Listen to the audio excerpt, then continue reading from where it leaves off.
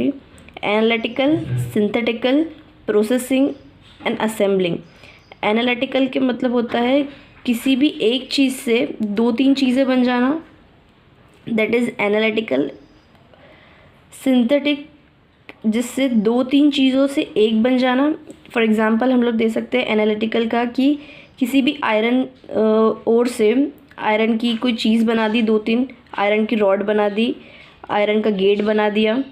जब हम लोग सिंथेटिकल की बात करें तो पानी, मिट्टी, इन सब से मिला के सीमेंट बन गया, चूना, ये सिंथेटिकल इंडस्ट्री में आ जाता है। प्रोसेसिंग इंडस्ट्री की बात करें तो जिसके स्टेजेस ऑफ प्रोडक्शन होते हैं, स्टेज वाइज प्रोडक्शन होते हैं। फॉर एग्जांपल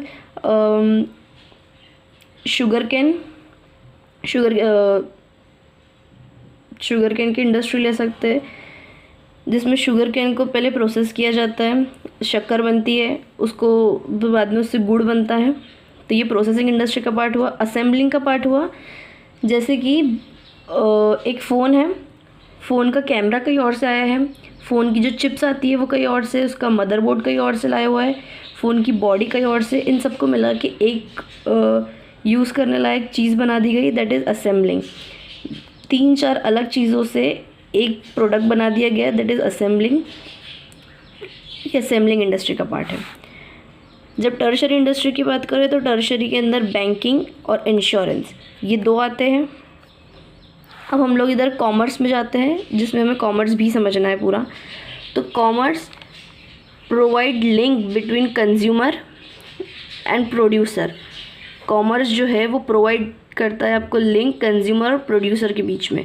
कॉमर्स जो है वो दो टाइप के हैं, trade and auxiliaries to trade.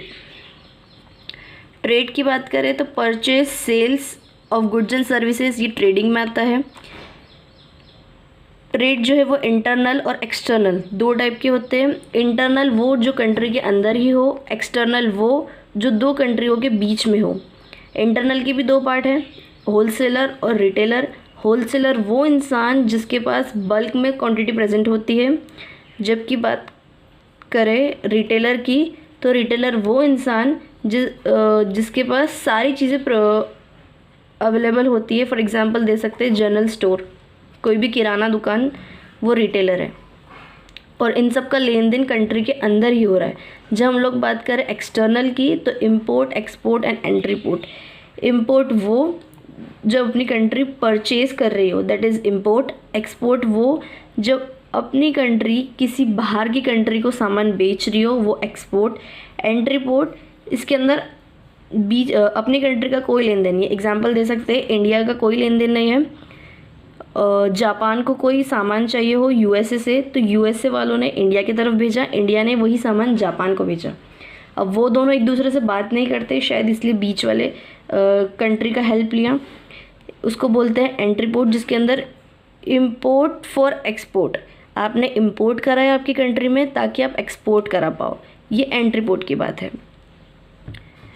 Thank you so much for listening this much.